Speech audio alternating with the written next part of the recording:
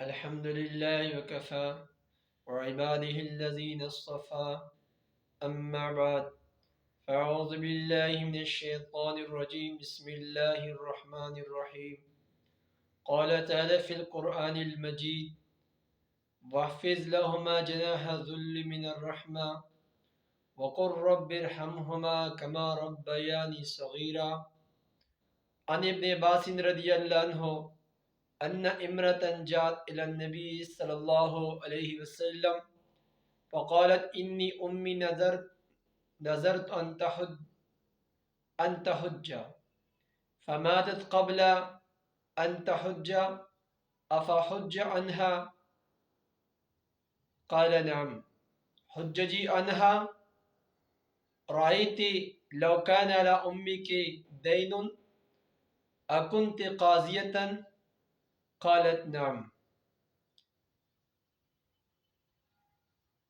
اللهم صل على سيدنا محمد وعلى آل سیدنا محمد وبارک وسلم۔ عزیز سامعین، اللہ جل شانہ ہمارے اوپر عظیم احسانات ہیں، ہمیں قرآن پاک عظیم الشان دیے ہوئے ہیں۔ ابھی آج کی موضوع اپنے والدین کے ساتھ احسان کرنا، اور وہ اگر جب مر جائیں ہر مسلمان کے لیے دعا کرنا، ایصال ثواب کرنا، اس موضوع پہ ہم بات کریں گے۔ شروع سے لے کر آخر تک سماعت فرمائیں۔ آ جائیں ہم قرآن پاک عظیم الشان سورہ بنی اسرائیل کی طرف آتے ہیں۔ اللہ جل شانہ کا فرمان مبارک ہے وَافِضْ لَهُمَا جَنَاحَ الذُّلِّ مِنَ الرَّحْمَةِ، آپ اپنے والدین کے لیے اپنے پروں کو بچائیں اور پھر دعا بھی کر لیں رب ارحمہما، اے ہمارے رب میرے والدین پر رحم فرما، کما ربیانی صغیرا، جس طرح اس نے مجھ پر بھی رحم فرمایا جب میں چھوٹا تھا۔ عزیز سامعین، اللہ جل شانہ نے ہمارے سامنے دو باتیں فرمائی۔ پہلی بات یہ ہے کہ آپ ان کے سامنے عاجزی کا اظہار کر لیں، اپنے پروں کو بچائیں۔ پرندے جب عاجزانہ زندگی گزارتے تو اپنے پروں کو بچاتے ہیں، تو لہذا اے انسان آپ بھی اس طرح کر لیں۔ ایک دفعہ پیارے حبیب علیہ السلام سفر پہ تشریف لے گئے تھے، تو صحابہ فرماتے ہم بھی ان کے ساتھ تھے۔ امام الانبیاء علیہ السلام قضاء حاجت کے لیے چلے گئے، واپس آئے تو ایک پرندے کو دیکھا، سرخ قسم کا پرندہ، اس کو دیکھا، اس نے اپنے دونوں پروں کو نیچے بچھائی ہوئی ہے، عاجزانہ اظہار کرتے ہیں۔ اللہ کے حبیب علیہ السلام نے فرمایا اس پرندے کو کس نے تکلیف دی ہے؟ صحابہ نے عرض کیا کہ اس کے بچوں کو ہم نے لیے ہیں، وہاں اس کے بچے ہم نے لیے ہیں، یعنی بچوں کی وجہ سے، بچوں کی غیر موجودگی کی وجہ سے یہ پرندہ رسوائی کا اظہار کرتے، عاجزانہ زندگی، اپنے عجز کا اظہار کرتے ہیں۔ امام الانبیاء علیہ السلام نے فرمایا کہ آپ یہ پرندے کے بچوں کو واپس کر لیں۔ واپس کیے تو یہ پرندہ اور بچے ہوا پہ جا رہے تھے، خوشی کے ساتھ جا رہے تھے، اور یہ صحابہ کرام رضوان اجمعین فرماتے ہیں ہم جب آگے گئے تو دیکھا چونٹی کو کسی نے جلایا ہوا ہے۔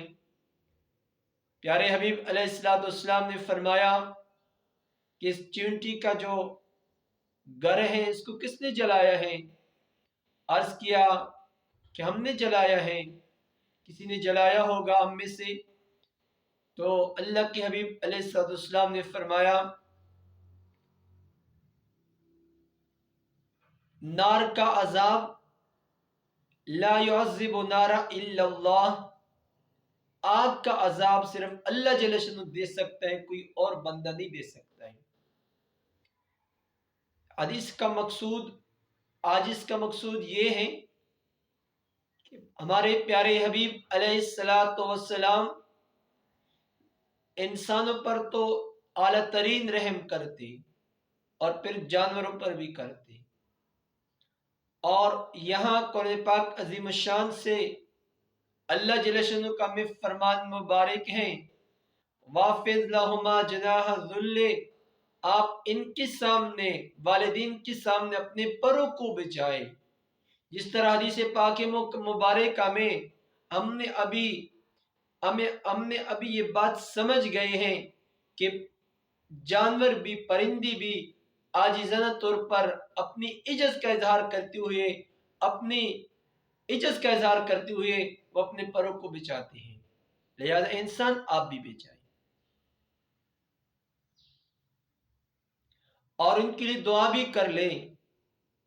پہلی عاجزانہ ہر لحاظ سے آپ ان کے سامنے عاجزی کا اظہار کر لیں، یہاں تک کہ اللہ جل شانہ کا فرمان مبارک یہ ہے کہ آپ ان کو اف تک بھی نہ کہیں۔ اگر اف کے علاوہ کوئی اور لفظ ہوتا اللہ جل شانہ اور بھی فرماتے، یعنی سب سے عاجز چیز وہ اف ہے، یعنی ان کو بھی اف تک بھی نہ کر لے، یہاں تک کہ وہ تجھے کسی گناہ کے ماحول پہ لے جانا چاہتے ہیں، وہ آپ کو مطالبہ کرے کہ مجھے گناہ کے ماحول پہ لے جائیں، گناہ سے نفرت اور اپنے والدین سے پھر بھی نفرت نہیں کرنی چاہیے۔ یہ والدین کا ہمیں درس دیا، آپ اپنے والدین کے سامنے عاجزانہ زندگی گزاریں۔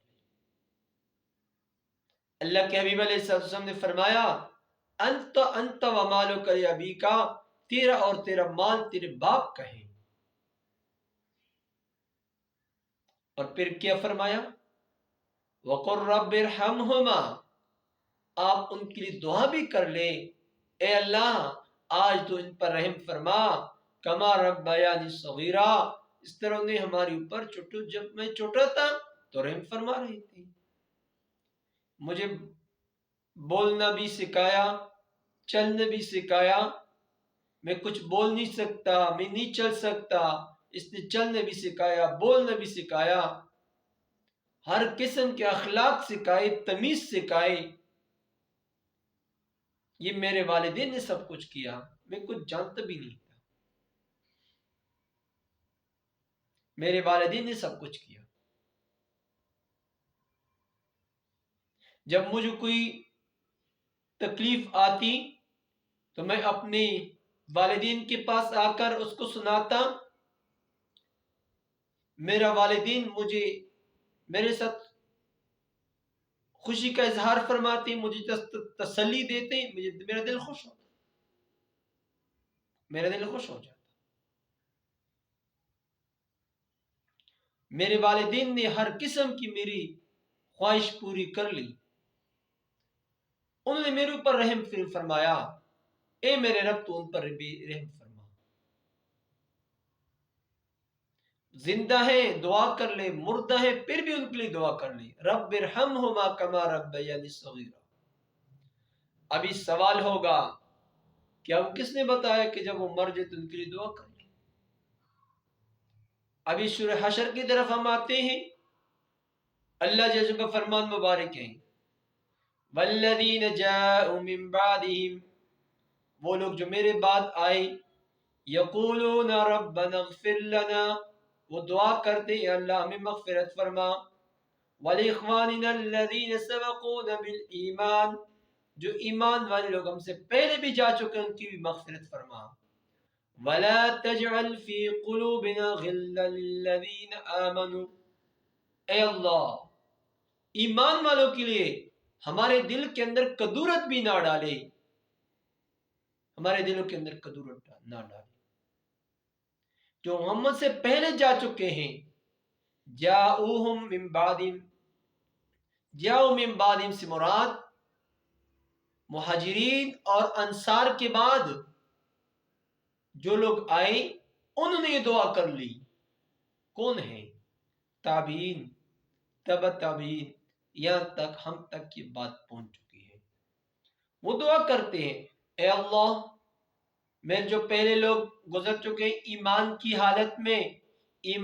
حالت میں گزر چکے ہیں، اے اللہ ان کی بھی مغفرت فرما، ان کی مغفرت فرما. کون ہے؟ ہم سے پہلے کون جا چکے ہیں؟ انبیاء علیہ الصلوۃ والسلام، صحابہ بھی، تابعین، ہمارے والدین، وہ پہلے زندہ تھے ابھی قبر میں ہیں. صحابہ بھی پہلے زندہ تھے ابھی قبر میں ہیں. انبیاء علیہ الصلوۃ والسلام قبروں میں ہیں، ان کی مغفرت فرما. اگر ایصال ثواب نہ پہنچ سکتا تو یہ کیوں فرمایا پھر رب ارحمہما؟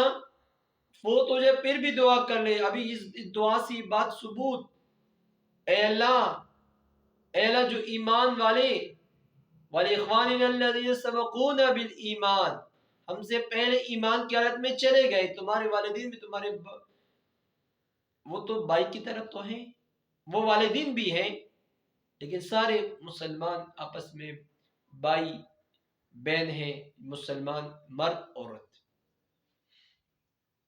سارے مسلمانوں کو مغفرت فرما.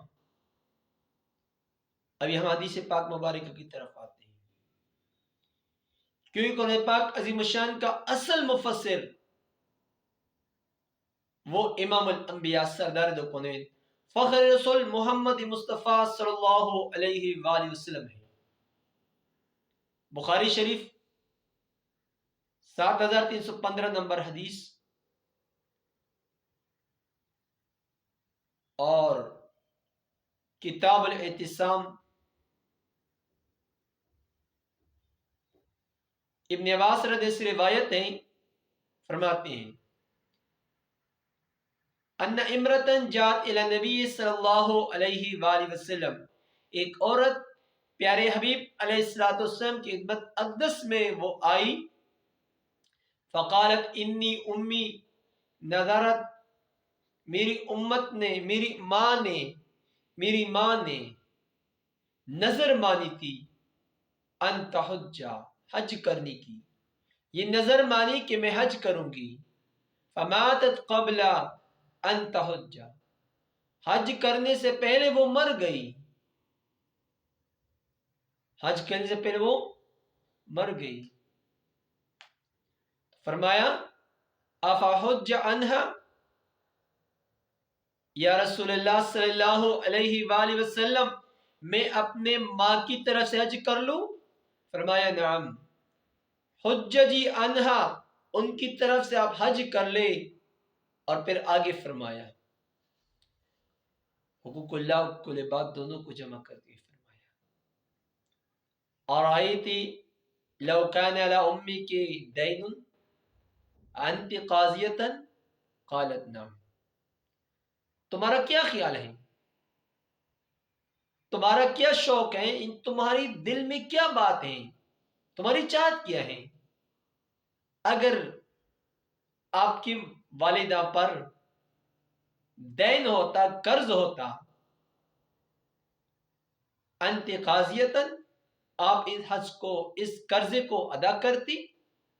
قالت نعم، عورت نے کہا بالکل ہاں میں کرتی. اس حدیث پاک مبارکہ سے ہمیں دو باتیں ملی. پہلی بات یہ ہے اس کی ماں نے نظر مانی تھی کہ میں حج ادا کروں گی. نظر کی ممانعت، نظر کو پورا کرنا لازم ہوتا ہے. چونکہ یہ موضوع اس کی ہے نہیں، پھر انشاءاللہ جب اس کا موضوع آئے گا تو اس پہ بات کریں گے.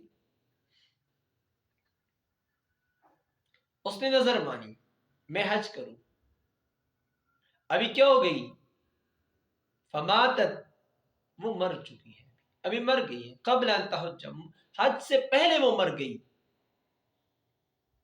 افا احج عنہا، میں اس کی طرف سے حج کر لوں؟ قال نعم، فرمایا ہاں. ابھی سوال پیدا ہوتا ہے، اگر حج کا ثواب اس کی ماں کو نہیں پہنچ سکتا تھا، اللہ کے حبیب علیہ السلام نے فرمایا کیوں کر لے؟ پھر نام کا لفظ کیوں فرمایا؟ یہ نظر بھی اس نے مانا تھا، نظر کا پورا کرنا لازم ہوتا ہے. ابھی اللہ کے حبیب علیہ السلام نے فرمایا ہاں کر لے، نظر پہنچائے، اجر ملے گا، پہنچے گا. اور یہ حقوق اللہ میں سے ہے. کل بات کی طرف بھی کرنی. فرمایا اور آئی تھی لو کان علی امی کی دین، اگر تمہاری ماں پر دین ہوتا، قرض ہوتا، انت قاضیت، آپ ادا کرتی؟ فرمایا نام، عرض کی نام، میں کرتی.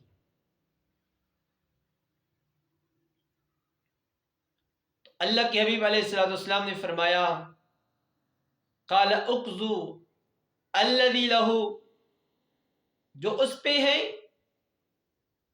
جو اس نے نظر مانی ہے، اس نے جو نظر مانی، آپ ان کی وہ نظر پورا کر لیں. فإن اللہ حق بالوفا، اللہ جل شانہ پورا کرنے کا زیادہ حق رکھتا ہے، زیادہ حق کر لے. اللہ کے حبیب علیہ السلام نے شرائط لگائے کہ قرض اگر ہوتا تو پھر ادا کر لیتے. اس نے عرض کی ہاں میں کرتی. شرائط لگائے، پھر شرائط کے بعد قیاس کیا کہ ہاں آپ ان کی قرض ادا کر لیں، یعنی ان کا حج جو ہے نظر مانی ہے وہ پورا کر لیں. اقضو، آپ پھر پورا کر لیں. الذی لہ، آخر میں یہ بات فرمائی. شرائط کے ساتھ، شرائط کے بعد قیاس کیا. یہ جو قیاس کے منکر ہیں ان کو یہ جواب ہے، قیاس حدیث سے بھی ثابت ہے، قیاس ثابت ہے.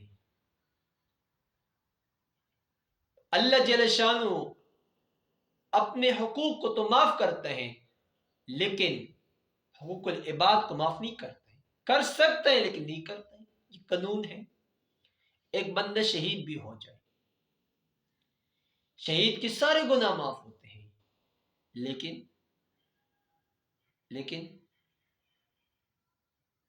اس کے حقوق العباد کبھی معاف نہیں ہوتے. فرمایا کہ حقوق العباد، پہلے حقوق العباد کا وہ کر لے، پہلے اس کے بعد حقوق اللہ کر لے. اب اس سے ایصال ثواب کرنا ثابت ہے قرآن اور حدیث سے. ایصال ثواب کی ثبوت ہو گئی کہ قرضہ آپ ان کی ایصال ثواب کر سکتے ہیں. ابھی کیسے کرنا چاہیے؟ صحابہ نے ہمارے سامنے مثالیں پیش کی. ایک صحابی عرض کیا یا رسول اللہ صلی اللہ علیہ وسلم، میں ایصال ثواب کرنا چاہتا ہوں تو مجھے یعنی اس کو یہ ثواب پہنچے گا؟ اللہ کے حبیب علیہ السلام نے فرمایا ہاں یہ پہنچ سکتا ہے. اس صحابی نے عرض کیا میں تجھے گواہ بناتا ہوں، ان لی مخرمن، میرا ایک کنواں ہے، باغ ہے، میں اپنی ماں کی طرف اس کی ایصال ثواب میں پہنچاتا ہوں. میں صدقہ کرتا ہوں اپنے والدہ کی طرف سے کہ اس کو ثواب پہنچے. میرے ساتھ باغ ہے. اور ایک صحابی نے عرض کیا کہ مجھے اس کا اجر ملے گا اگر میں ایصال ثواب کر لوں؟ پیارے حبیب علیہ السلام نے فرمایا ہاں آپ کو بھی ملے گا اور آپ کی جو فوت ہو چکے ہیں ان کو بھی ثواب ملتا ہے، دونوں کو ملتے ہیں. ایصال ثواب کرنے کے دو فوائد، ایک یہ کہ جو میں ایصال ثواب کر رہا ہوں مجھے بھی اجر مل رہا ہے، اور جس کی پیچھے میں کر رہا ہوں اس کو بھی اجر مل رہا ہے، اس کو بھی مل رہا ہے۔ صحابہ کرام جو کیا کرتے تھے، ایصال ثواب کے لیے یہ سالن نہیں تیار کر دیتے، یہ جائز ہیں، لیکن صحابی سمجھدار تھے۔ کنواں یا باغ ایصال ثواب کے لیے وقف کرنا، ایصال ثواب ان کو پہنچانا، صدقہ کرنا، آپ نے کنواں کھودا، یہ جاری رہے گا اور یہ ثواب بھی چلتا رہے گا، یہاں تک کہ باہر کے عاجزانہ عرض یہ ہے، یہ جو عمومی ہم نے چیز بنائی ہوئی ہیں، ان کے پیچھے روٹی پکاتے ہیں، کھلاتے ہیں، روٹی کھائی جاتے بھی ختم بھی ہو جاتی ہے۔ کنواں کودنا یا ایسا چیز کرنا جو ہمیشہ کے لیے کام اور کبھی ضائع نہیں ہو سکتا ہے۔ اللہ جل شانہ ہم سب کو ہر حال میں قرآن حدیث پر عمل کی توفیق نصیب فرمائے۔ وآخر دعوانا الحمدللہ رب